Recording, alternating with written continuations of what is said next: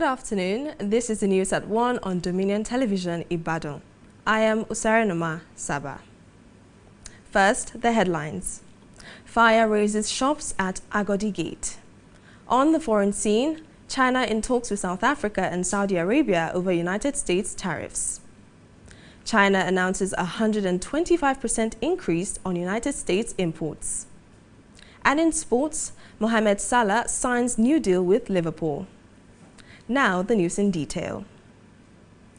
No fewer than 12 shops were razed by fire in Ibadan yesterday. According to eyewitnesses, the fire began around 10:55 p.m. at Block A, number 64 Mayegun Cement Store Market at Raromi, Agodi Gate, and raged for more than 3 hours before it was extinguished.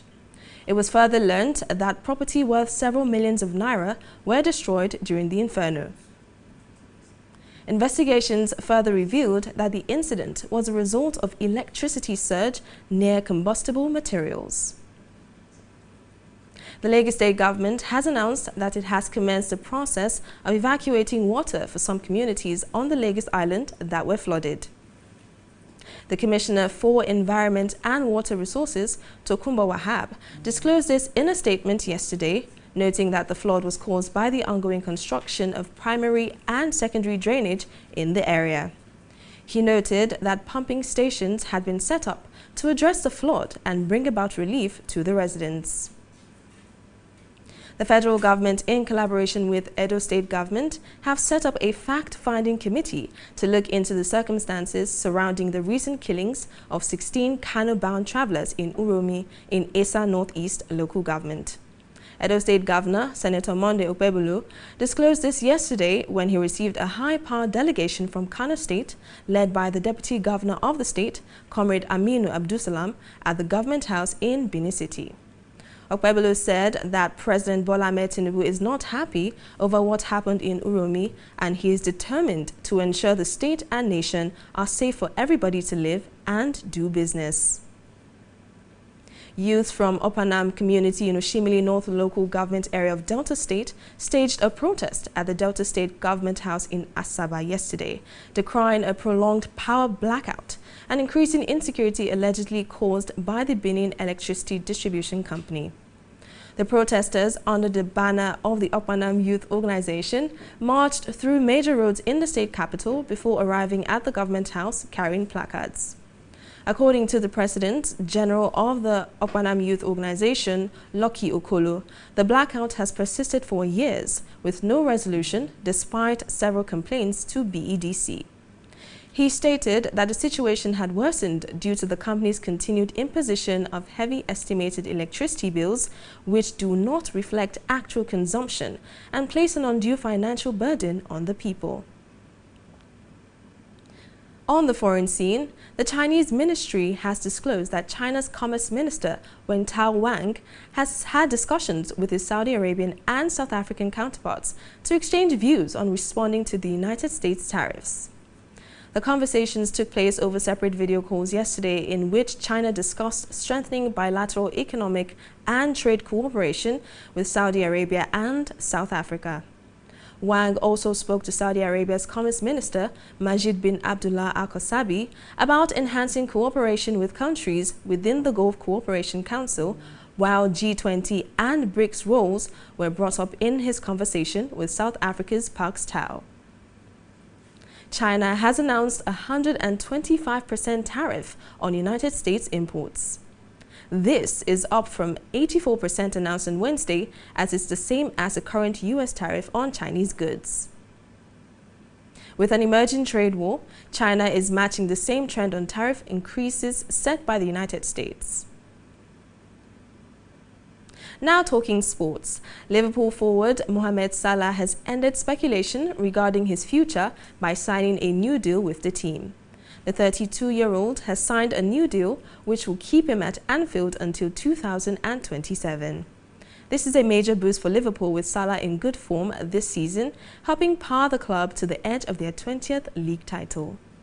The Egypt international has helped position Liverpool to the top of the Premier League with 27 goals and 17 assists.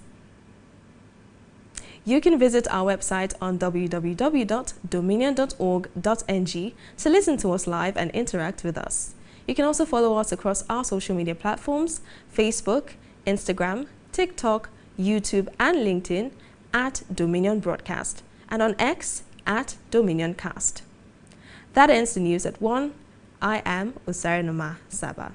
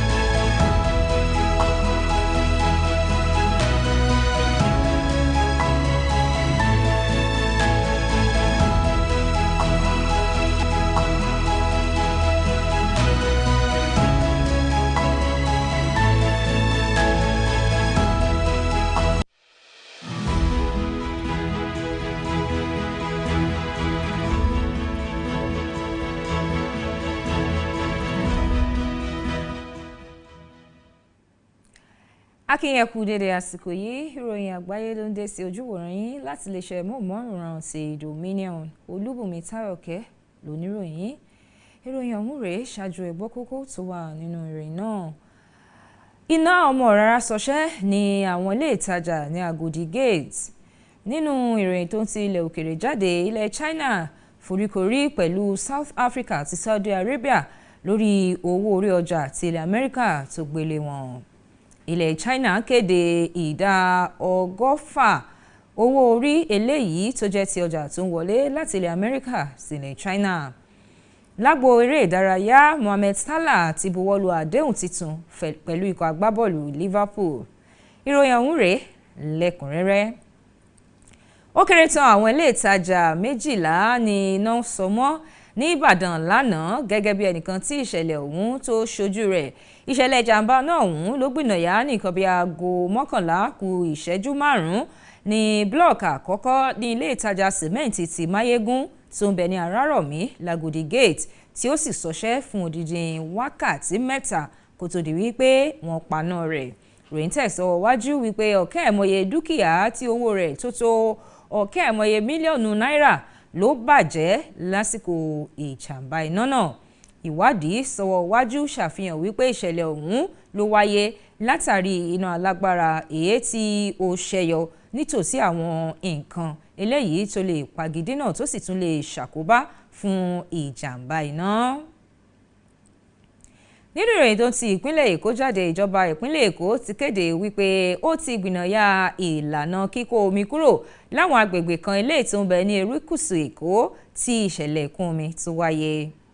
Gẹ́gẹ́ bí alábòjútó fọ́rọ̀ àyíká àti àlùmọ́nì àyíká ní ìpínlẹ̀ ọ̀hún Tòkunbọ̀ Wahab bó ti ṣe sísọ lójú ọ̀rọ̀ yìí nínú àtẹ̀jáde tó síta lánàá ló ti ṣàkíyèsí pé ẹ̀kún omi ọ̀hún ló wáyé látàrí iṣẹ́ àkànṣe tó ń lọ lọ́wọ́ láwọn ojúṣàn omi ní agbègbè náà.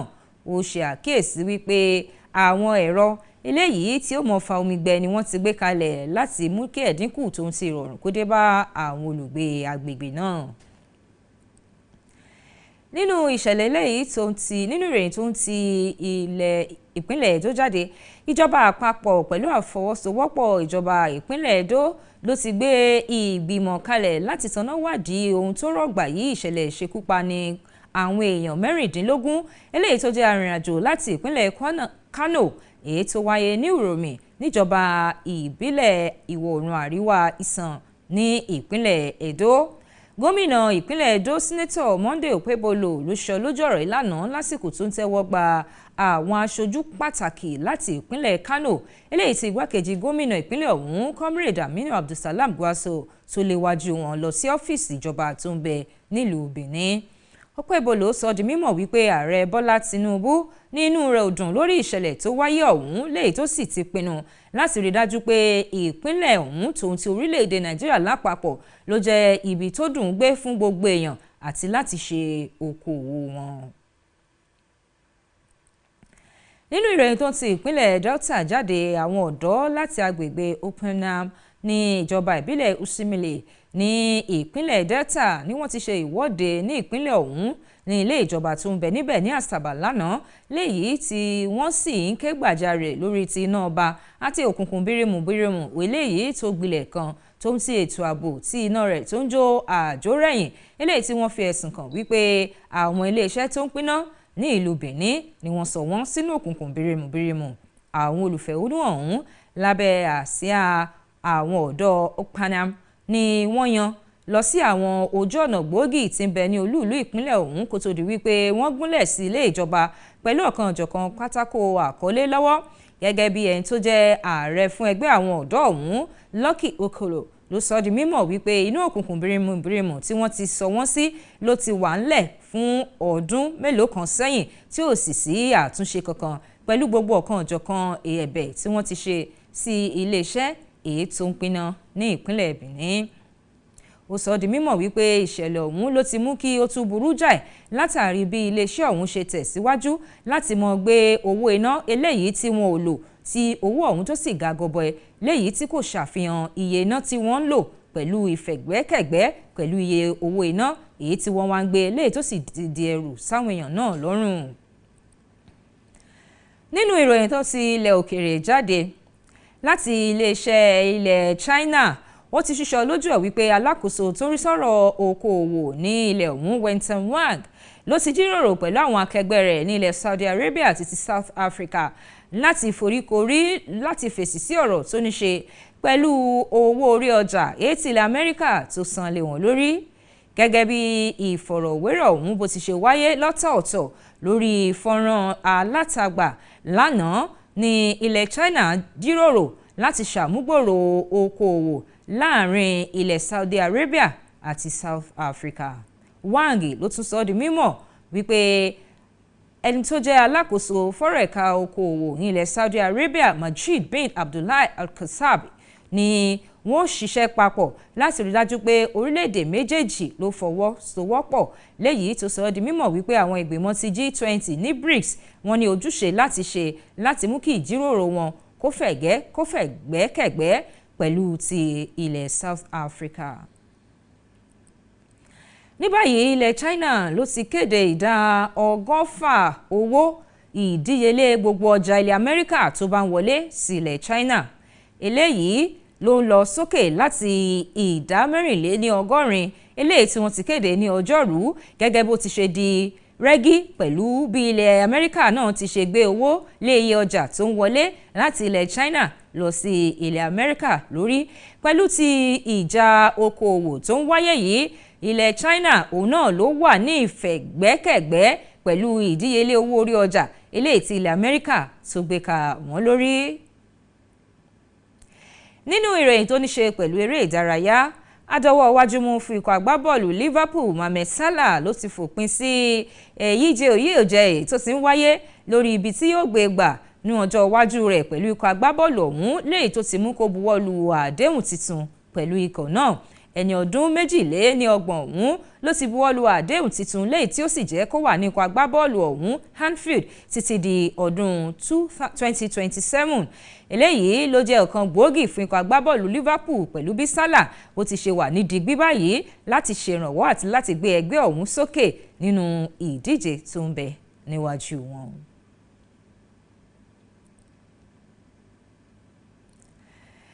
ẹ lè máa kàn sí ojú ìtàkùn alátagbà wa ní www.dominion.org.ng láti máa tẹ́tí sí wa àti láti máa wò wá.